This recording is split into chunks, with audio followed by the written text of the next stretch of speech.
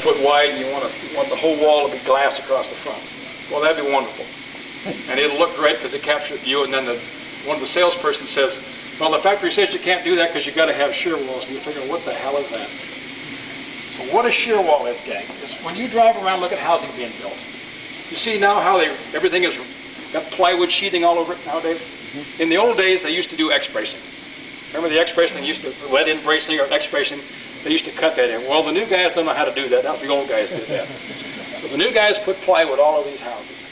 And what the plywood is, those are all shear panels. And what shear panels do for you, if you imagine a finished house on a foundation, everything is done per code, the foundation is perfect, the connections are perfect, everything looks great, and you've got this glass wall across the front that you insisted on having because you stick-built it yourself and didn't adhere to any codes on the house.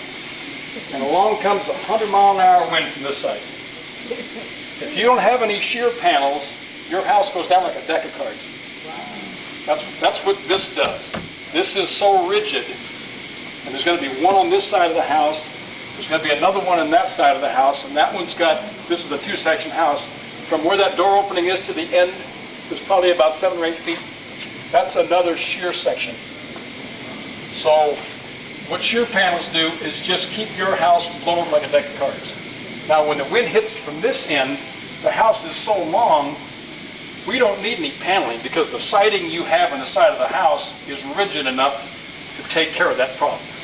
But the problem is always the narrow ends of your houses, this end and the back end. And it's always, like I said, always the short end, and the narrower the house, the tougher it gets, the less glass you can have because you've got to have, this has got to be at least 3 foot, and it's usually 4 foot or 5 foot.